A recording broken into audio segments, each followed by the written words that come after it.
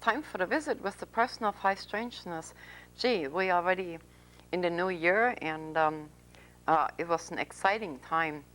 Now, what I wanted to tell you is that I don't spend a lot of time at the TV station because I'm usually running up and down the highway, as you know.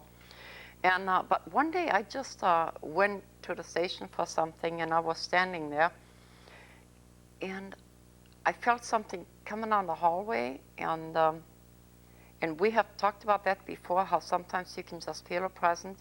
And I turned my head, and there was a woman standing there, and she had the most wonderful energy. And I thought, oh, gee, I would like to be her friend. And the only other time I ever experienced that was with another young woman named Lynn. So today we're going to talk about some of the wonderful things that goes with the name Lynn. And so anyway, we had set up to do an interview, and as always, I said, who are you, where do you come from, and so on. And I found out that that first impression was so correct, because all the wonderful things Lynn has to offer. And so I had to cancel her 3 times for some reason, but today is the time that we're going to introduce you to Lynn Harmon. How are you, Lynn? You never told me that story before. That just delights me. Yeah, and that's just how it was. I could just... Well, bless your heart. Well, good.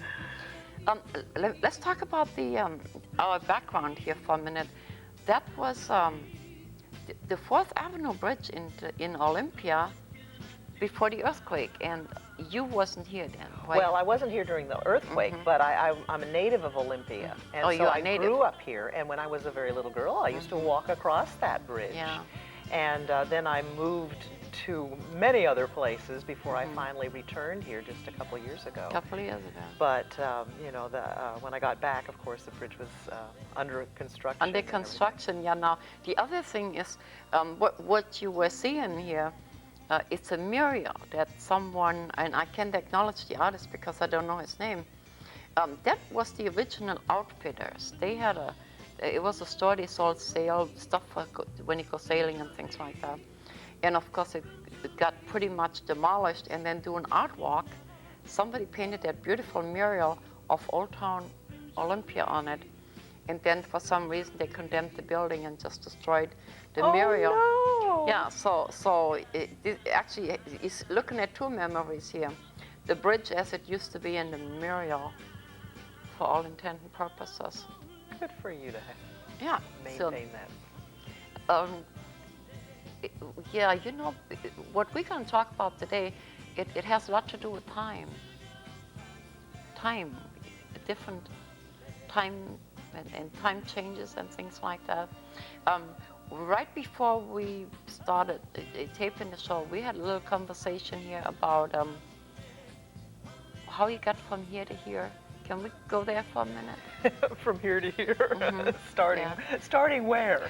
I had a guest, Beth Quiz. She started at conception because she remembered conception.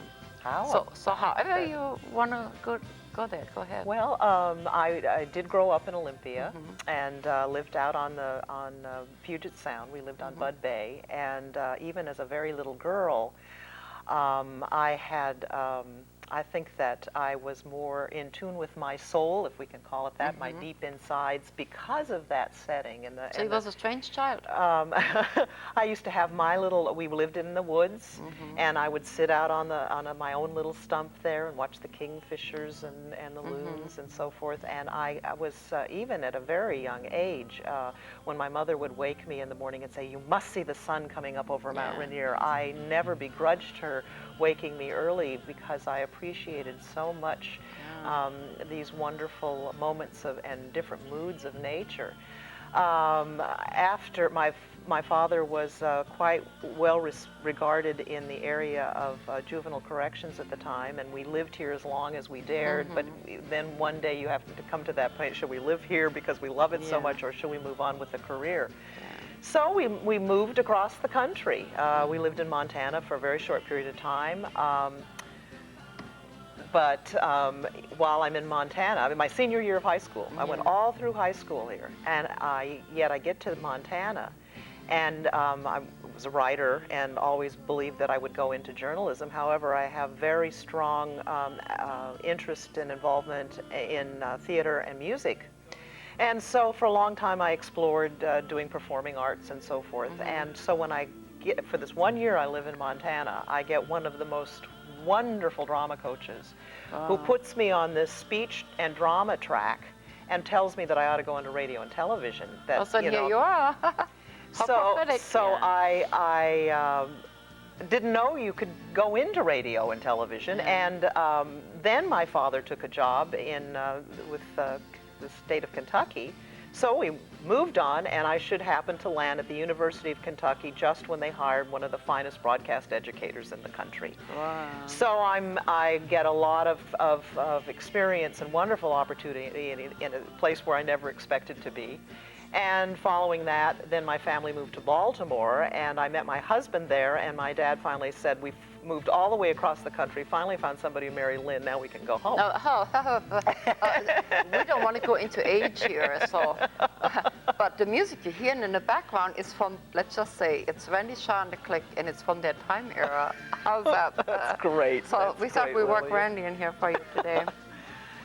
So I did marry. I married a man who was a very talented manager of television stations, and I worked in the field and then stopped to raise two wonderful children.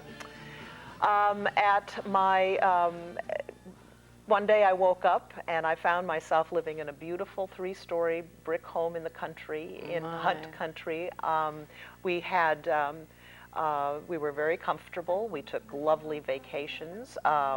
We had 2 fabulous kids. The American dream, did you have a white We picket fence?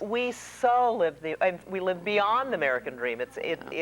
We had our social community and the business community was broad and diverse. We knew politicians and top business people, and that was an exciting and thrilling thing to be associated with. We had a very large scope of social friends, which narrowed down to a group of several families that we were exceptionally close to, and our activities and our lifestyle, and I had designer clothes in the closet, luxury cars in the garage. We weren't what I would call wealthy by any stretch of the imagination, but we were certainly comfortable. And my husband and I had a wonderful relationship, and it was a fabulous life. And I remember sitting there thinking, my gosh, this is fabulous, and how did I get here? 10 years from that moment, I was in a little apartment in Atlanta. I was flat broke and owed a whole lot of money. My children, gratefully, my relationship with them was still strong, but my son had graduated from college and moved on. My daughter was in college. I had just moved to Atlanta. I had no friends, and I had lost my husband in a car accident. And so here I had gone from this incredible life. And then which felt like the next morning, I woke up realizing probably my worst fear, being alone. I was totally alone. And I finally got an eviction notice on my apartment door, sold my furniture, packed up the precious belongings that I had left to me in a storage unit in Atlanta, and came home and moved in with my parents back in Olympia. Back in Olympia, that's how you got back here. Now, take me to the point where, well, if at all, was there ever a wisdom in there, in hindsight? This journey, of course, life is a spiritual journey. But this journey that I have been on has been an intense, all-consuming, all-present spiritual journey. I have no other words to describe it. The person that I was at the other end, who was not a shallow person. I was, from the time I used to sit and watch Mount Rainier and the Kingfishers, I had a depth to me and an appreciation to people and an openness, a willingness to be open. I didn't realize that I was pretty closed at the time, but at the time, and among the social consciousness, I would say that I was very open to new possibilities. I loved intensely. I appreciated the friendships and the relationships and the opportunity to apply my crafts in television and in Baltimore, I never would say that I was a shallow person. Clearly, the universe wanted to take advantage of that, and I needed to be batted over the head again and again and again to start to say, you've got to look other places. Other places, yeah, that's where I'm trying to take you. So what happened was we ended up my husband took a position in Chattanooga, Tennessee, with a television station there. Been there? Yeah. And while we were in Chattanooga, someone suggested to my husband that maybe he ought to go into business for himself, and we might find a little television station somewhere that he could turn around and make successful, and then we could sell it and retire and get an RV and travel. And at the time, this seemed like an appealing thing, so he partnered with a fellow who was a financial planner, and we started to pursue this dream, and ran into more problems than we ever thought. Yeah. We felt it was an investment. I mean, we could have pulled out on this dream, but there would always seem to be a light at the end of the tunnel. Yeah, I'm going to say something here now. Sometimes we think we're going to retire and buy an RV and life is lovely. Now, I have an RV and it's a real hassle. So I just wanted to put that in there. I have worked more since I have an RV than I ever did when I never even thought about it. Yeah. Well, we started to go broke. And again, we got to this point where there was no money left, and we were borrowing money first from investors and then from, family and everywhere, and we cashed in everything we had. I mean, we were well equipped for retirement, our kids' educations, but we could, like I said, we felt this was an investment. We could see the light of things were happening down here. If we could just get there. And so we kept hanging on. We had to sell our house.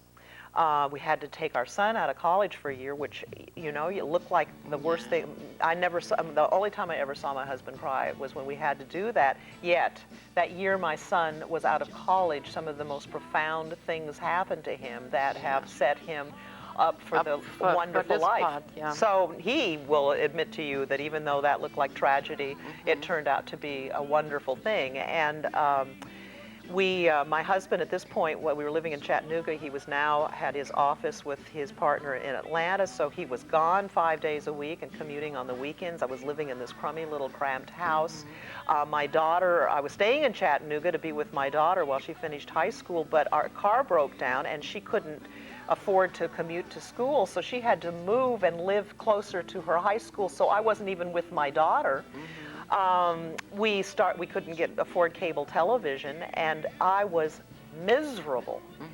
And at the same time, I had met an individual, and this, if there was going to be a moment, what did I feel was the start of the spiritual journey? Well, sometimes you can't see the change begin, and where did it happen? I don't know. It just happens, yeah. But when I first realized there was something more, I was in a play. I had just gotten to Chattanooga. I didn't know very many people, so I would, go audition for a play. At this point in my life, my family puts a lot of stock into intellectualism and science and so forth, and it's a proud spot. I was very skeptical of any paranormal things or anything that, in the spirit world. I was not a religious person per se. I always had a faith in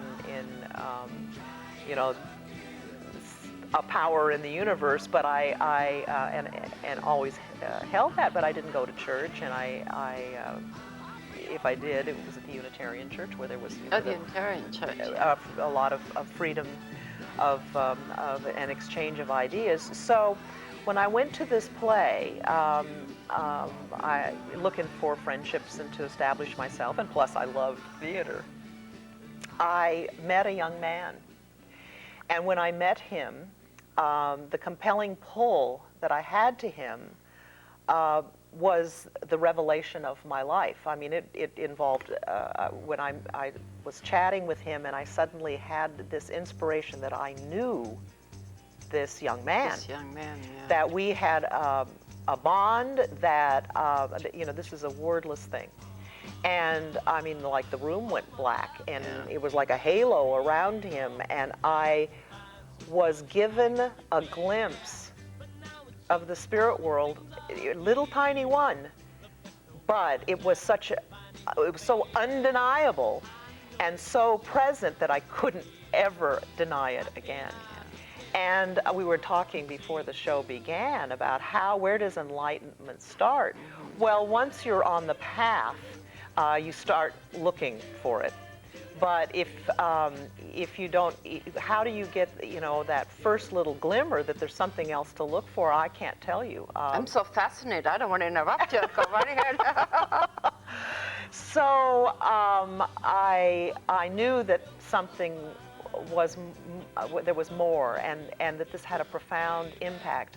And at this point, you know, when things started to go haywire in my life, I, you know, was miserable. And I had nothing to do. I'd worked at a theater, as a matter of fact. I was the PR director for a theater, and I loved my job. But you know, with the financial crisis we were in, I was constantly on the phone with creditors and trying to, you know, arrange this, that, and the other thing, and having to deal with the severe financial crisis, and having my husband away so much of the time, and not having many resources available to me. And so I sat on that sofa in that little lousy rental and hurt. And I had to find a way out of this hurt. Meanwhile, this young man who I will say, he doesn't like the term soulmate, and I don't either. I think soulmates is a really broad thing. I'm going to get to say something. Cool. People misunderstand the term soulmate a lot of times. They are soulmates. Those are people that is in your life regardless. Could be your mother, your father, your neighbor, anybody.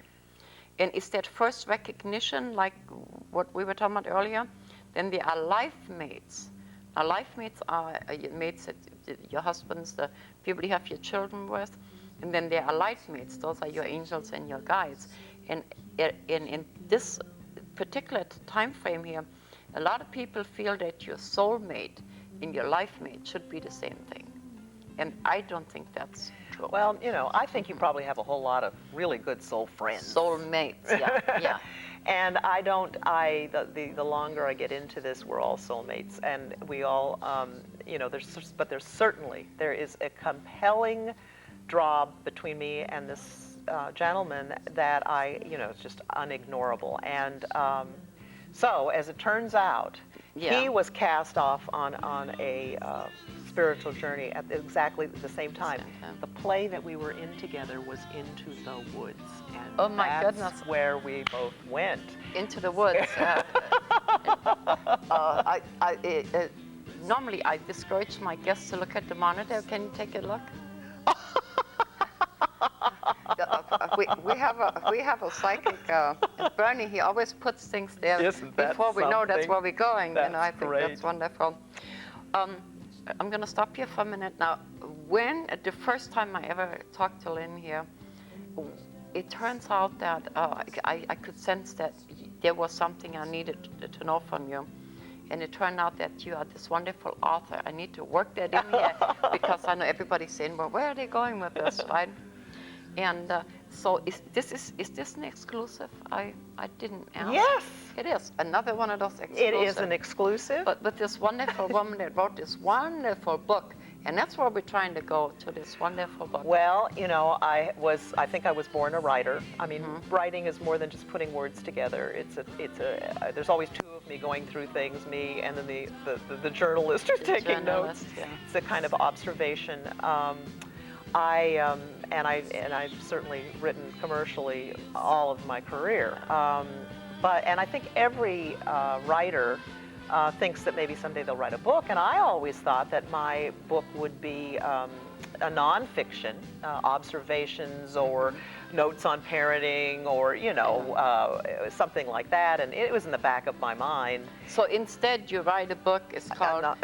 Can you hold it up for a minute here? It's called Two Rings Around the Moon, and she's just sitting on it, and so we're trying to. It's double spaced. Yeah, no, that's okay. Just oh, we got it. That's close enough. Thanks. Okay, good.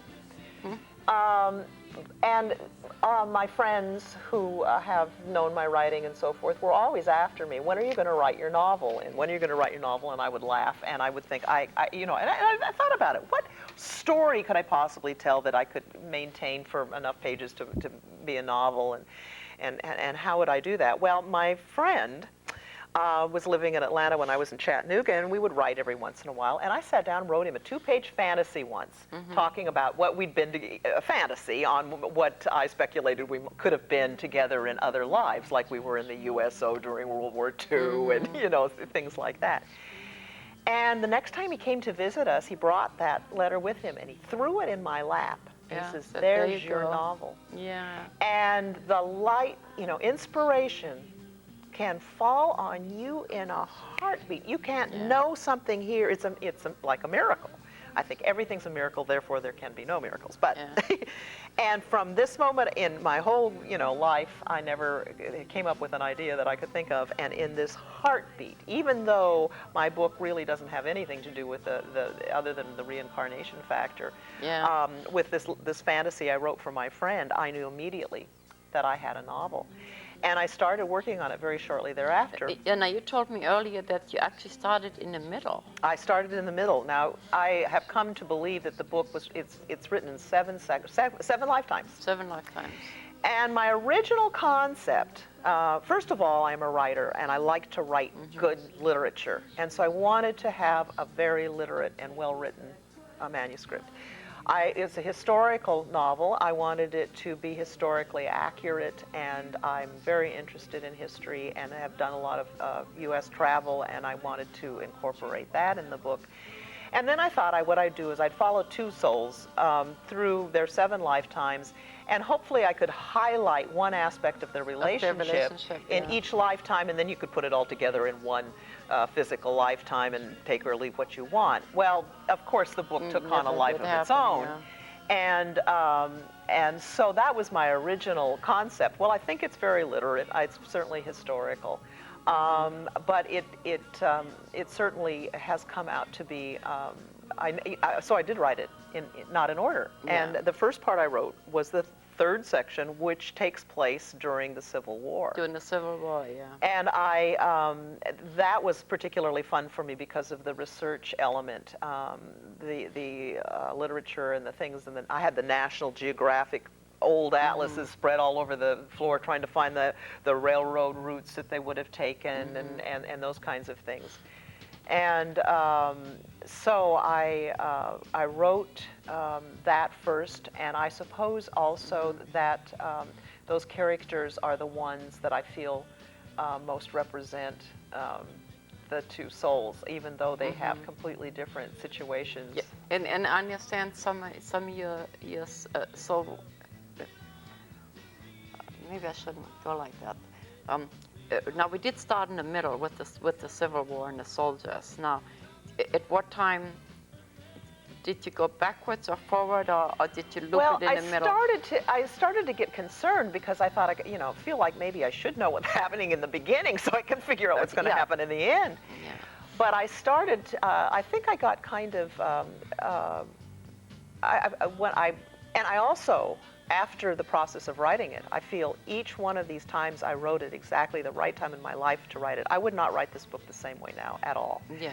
So I feel that it had to, if there's a message in it, it had to be written at the time in my life. And then I couldn't write further because I needed other experiences in order for me to get the to receive the inspiration that I was given, to put it in the right context. But I actually wrote the 2nd section next. And that was 2 years later. The second section that I wrote is during the early 1800s. In this lifetime, she is an Indian slave in the Pacific Northwest, and he is a trapper, fur trapper, who comes from the aristocracy in Boston. And of course they meet here, and it was a pleasure for me to write on, because I feel the spiritualism in all the Native American cultures in this region were really helpful, and that section's called Spirit. And the little princess is her name. Her reliance on the spirit world is significant in that section. When they meet, she's a potlatch gift, and the chief gave her to him knowing that it would be a real handicap to him. He didn't want the burden of her. He couldn't get rid of her because it would have been against protocol to get rid of her, even to another tribe. Sooner or later the bear chief would have found out. So he had, and the cagey, crafty bear chief knew exactly what he was doing. So of course Jean-Luc, his name is thinks he calls her an Indian squaw, and they have no common language. So he thinks she's dumb and ignorant, and of course it's 180 degrees the other way. She's very spiritual. She's very, very poetic, and don't hit your mic. It will make noise. So while he's imagining what his ideal friend would be, he's ignoring her, and she, meanwhile, he says, I'd like to have somebody who's really deep and understands literature. And of course she's making up a poem as she's crafting one of her cedar mats, so that's the next section.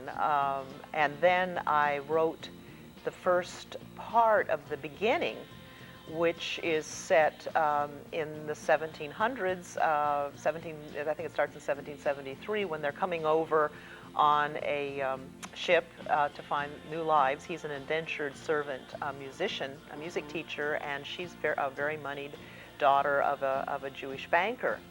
And so then my husband died, and I had all of that to deal with. And so it was about a year later, I sat down, and in 6 weeks, it was like taking dictation. I knocked out the rest of the book. That automatic writing, we talked about that earlier, that happens sometimes where we just sit and write, and something just takes over. And when you look at it, you just think, oh, this is wonderful. You just don't know where it came from. There's literally were days that I would wake up and I'd run straight to my computer because I wanted to see what happened, because I didn't know. You didn't remember what happened? Well, no, I wanted to see what was going to happen next. You wanted to write it, And I really didn't know. And the historical research led it, because as I would be doing my research, I thought, well, I was going to have my characters do this, but they would have done this based on this historical research. And so pretty soon the history began to write. Or I wanted him to do this, but this was such a fascinating aspect, I could get him involved in that. So after I got it all finished, start to finish, there's the section during the World War II, and then in New York in the early 80s, where he is gay and she is their best friends, and then it concludes back in Seattle. And now you did tell me at one time in one of our very brief conversations that you didn't want to put any of that in it because you was afraid you would have to stereotype it. Remember that conversation? I certainly do, and it's an interesting theme. Because when I set out, I didn't want to do the stereotypes. I didn't want to have a gay community in New York and talk about AIDS, because every gay thing you picked up had something about AIDS, and I didn't want to have racial prejudice be a major factor. I wanted to show my characters in their community and all this. But Lillian, as I did my research, you can't write about New York in 1984. That's when the AIDS epidemic was flying out of the ceiling, and nobody knew what it was about and how to take care of it, and the hospitals were flooding, and the prejudice and so forth. I could not write about it. I could not write about plantations and talk about you know, the cruelties and the hardships. I mean, he was an indentured servant, and that was better than being a black slave, because even as much as those some of those overseers hated and abused the white immigrants, nevertheless they kept them segregated, because you didn't want to denigrate the race by having the blacks and the whites intermingle. And I couldn't not address these issues. In the Civil War, you know, boy, he's a Southern plantation owner and she's a Union nurse. You know, I wanted to avoid that, and yet it was absolutely perfect. Necessary, yeah. So I finally finished my book, and I had written it in sections, and I had never read it front to cover, of course. So I'll never forget it. I sat down, and I think I read it in one sitting, you know, through the night. And I was astonished, because what ended up my book is a story about prejudice and about the hardships that humans put on one another, and trying to get through all of these things. And I think that I've also, by using the reincarnation theme, I'm hoping that I grab some people that tend to have bigotry feelings and so forth, and they get so involved in this character and love them so much, and then wake up tomorrow morning and find out that they're in another life as a person that you wouldn't like. But now that you are hooked, you like her and you know her soul is a good soul, so it doesn't matter.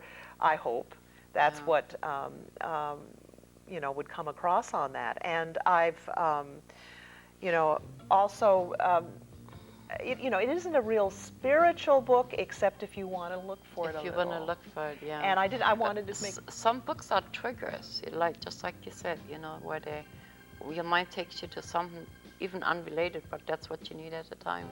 I've carefully, you know, doled out my book to friends, you know, prolific readers, teachers, historians, literarians, hoping to get some good feedback. And I've had a couple people who have told me the books changed their lives. And I changed your life. Well, that's a pretty huge thing to say, but I have imparted some philosophies about lightening up and approach to change. And now, see, I run into that a lot when people say that, and you really don't know how to respond to that. But I don't think for one moment we went through all of this. You know, it's not just the actual writing; it's the getting from this point to that point, and not make a difference. And if we touch one person, we've done our job, and then we have to be excited for the people that have learned something, you know. And it's a wonderful feeling to know that you can make a difference. What also is interesting is when you write something and you wrote it, you originated it, someone else reads it and puts a different interpretation in it. That's right. And you know, that's what's wonderful about all art, is that the creator has this wonderful opportunity to create it, but what happens to art is it just mushrooms. It just takes a life of its own. As people consume it and how it affects their lives, you know, it just mushrooms and exponentially affects people in ways that the original artist had no idea. You could, that's right. Now, one of the things that we've been talking about is we would like to know, when are you going to publish it? Well, you know, not to leave anybody hanging in my spiritual journey, you know, the things that I have been through, it's all been a miracle. What the person that has been forced to emerge is someone entirely different than I was before, except basically the same. And you know, my life has changed 180 degrees internally, which has been wonderful. I have felt I don't have the wherewithal to publish the book myself. I kind of have been sitting around. I've talk when I feel there's a door open. If I meet somebody who's had something published, or I've met somebody who's in the agency business, and just kind of whenever someone comes before me, I have tried to that, and actually sometimes that's taken gone over a period of time where we've talked back and forth and so forth. I actually had a publisher interested in it in Atlanta. She's a very small press, and she wanted me to serialize it, and I don't. The book must be held, the integrity of the book was the whole thing. So I've pursued these things as they've come to me more than I have gone out to find them, because I just kind of am convinced that that's the way it's going to get published, that I wrote it when I had to write it, and it'll be published. And now it'll be published when it's supposed to be published. But if you have any publishers in the audience, we do. give me a call. Actually, we do, yeah. And I think that's one of the reasons that our time frame was so off. Every time we wanted to do this show, something came up, so you were really wonderful of just at the spur of the moment say, I'm going to do this now. I see you have a whole lot of little passages there. Well, I would be happy to read something for you. Can we get a little sample here? Okay. It's just fascinating, so I think we're just going to stay on you and force your hand here. I haven't read it either. Can you believe it? I know. I love your confidence, except I know you know things that the average person doesn't know.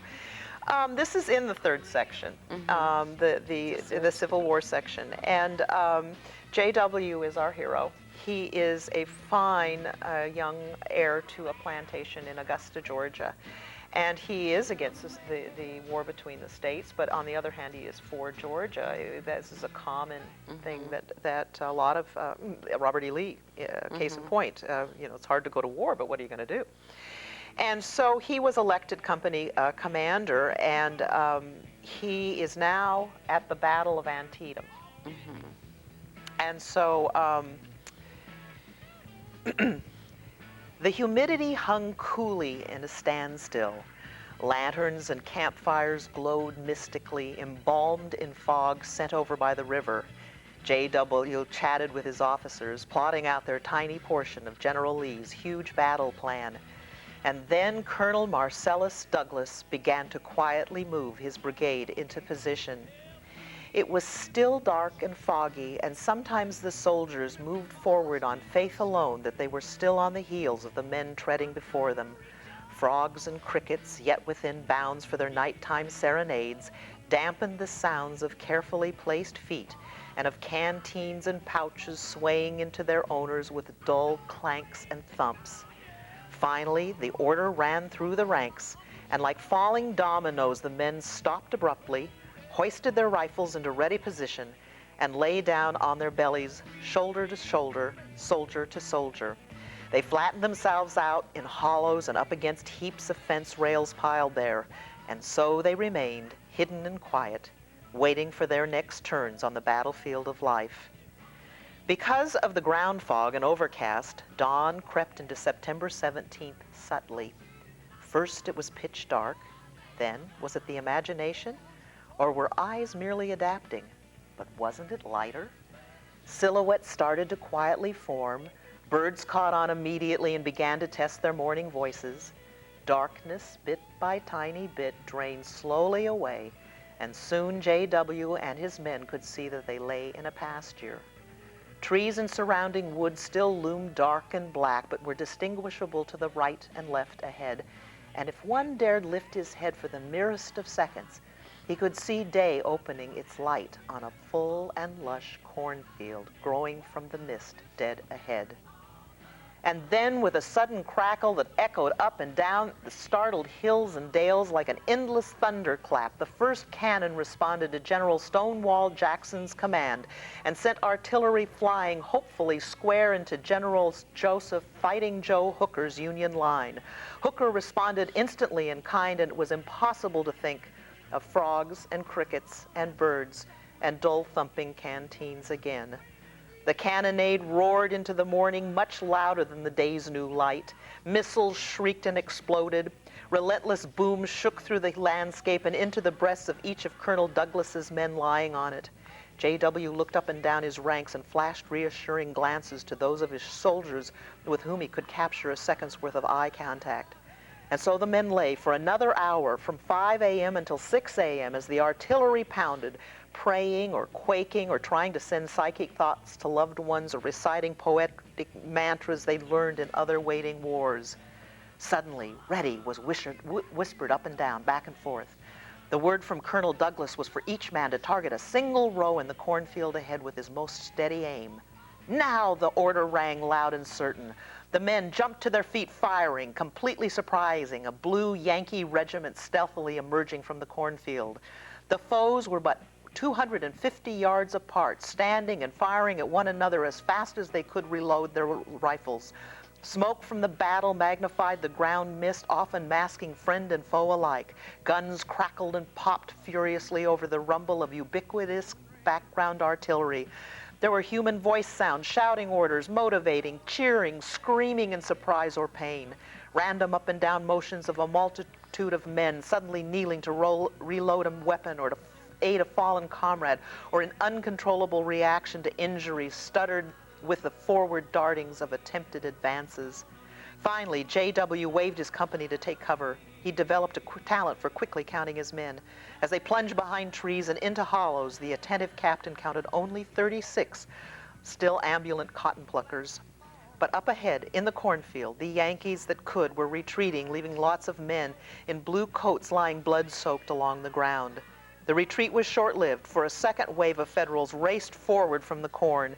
Colonel Douglas shouted to counterattack. In the only split second he could spare for observation, J.W. wondered if there weren't more bullets in the ether than air.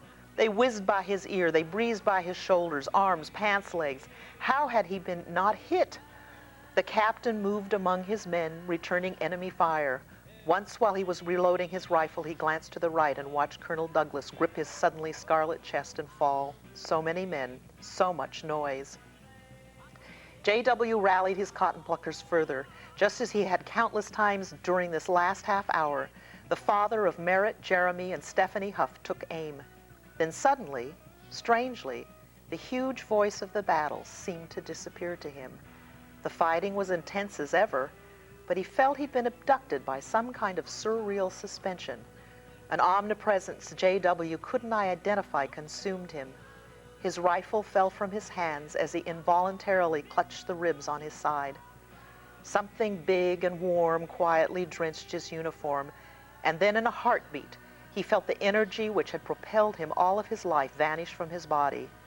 This unbelievable weakness brought him to his knees. Air was becoming difficult to keep in his lungs. As J.W. fell to the earth, he understood a bullet had invaded his body, his being. He glanced upward at a battered stalk of corn which was bending to and fro in the wind of war. I can't die, he thought. They gave me a special destiny. And J.W. was unconscious. Yeah. Now, I don't know how we are for time. Let me ask you, let's do a summary now, and then we can read a little more. Okay. Now, since you're following these two souls through these different lifetimes, did you tie it together for the people, or do they have to do their own tying? In the beginning, they have to do their own tying. I figure on the book jacket, it'll say it's a story about reincarnation, and we start to get it. They all have names with derivations of Jonathan and Elizabeth. Little Princess, he calls her Eliza. But anyway, when Little Princess, in the second part, she's gone on a vision quest, and she, in her vision quest, a spirit comes to her with red hair and green eyes, which was Jonathan in the first part. Of course, Jean-Luc, who is the reincarnated Jonathan, has dark hair and other things, but you know, I'm hoping that you're beginning to get it at that point. As time goes on, I refer to it, you know, like the strong, just as he felt when when they met the first time back in the other lifetime. And then by the time we're down to the end, I don't hesitate to mention we have a mystical brooch. In each lifetime, Jonathan somehow comes by this brooch.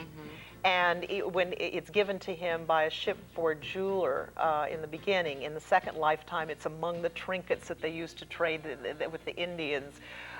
In the third lifetime, he finds it in a secondhand antique shop, and so it goes. And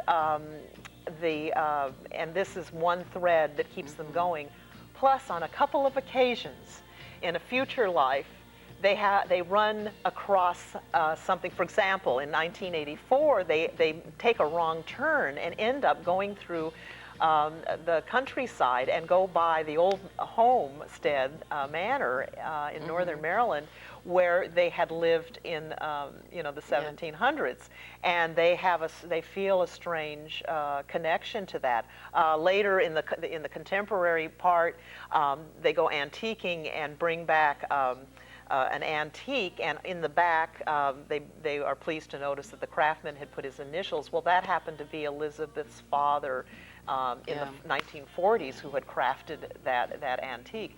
So there are little things that come back to them that they're either not aware of why they impact them at all, and sometimes don't impact them. But that's, you know, just a little fun thing. Most of it is we kind of focus on this current life. I do have an interlude chapter where they actually do have this little space between life.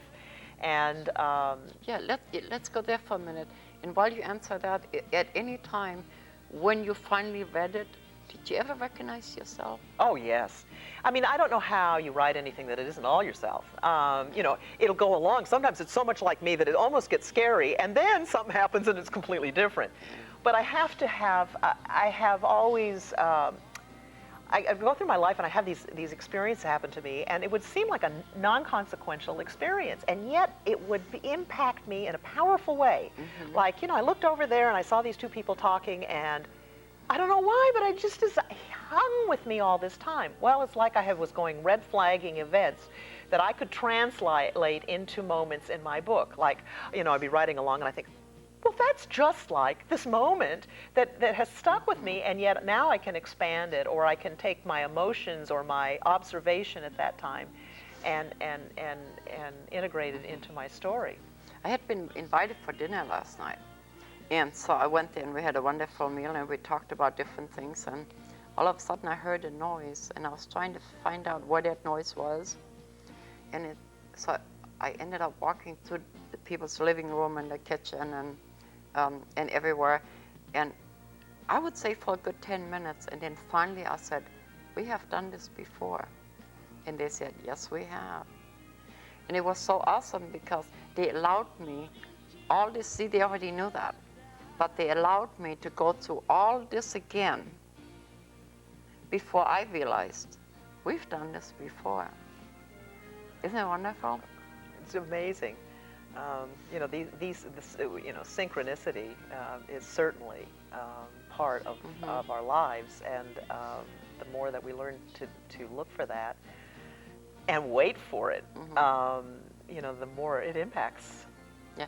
Now, coming out on the other end, things have improved. That might not be the right word, but your life is so in accordance with. My life, this spiritual journey that I've been on, when I look at it backwards, it's like it was backwards. That's a key word. Carefully crafted. It's undeniable to me. When I first started on my search, it's like the book. I couldn't afford anything, so my husband and I would go to Barnes and Noble and drink coffee and read the books in the store, and it was like they fell into my lap. And I, you know, and it was like they were, you know, like somebody had put together a course, because I wouldn't have been ready for this book here. In fact, I read one of those books up here, and it meant nothing to me when I read it down here. I wasn't even going to read it when I was up here. And when I did, I thought, I can't believe that I read this before, because it's an entirely different book. But the things that I was led to was gradual expansion, and then the events. Well, like when it was time for me to come home, I did not come home kicking and screaming.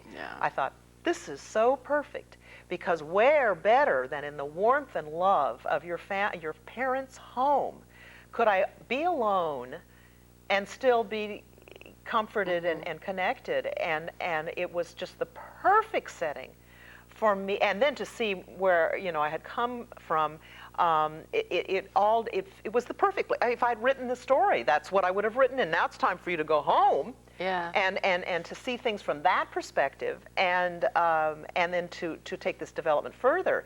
And I was around my friend who was also taking his spiritual journey. It was like we were walking down one path. Our journeys are entirely different, but we walked together. Mine was on this side of the road, and his was on this side of the road, and we needed each other We saved each other.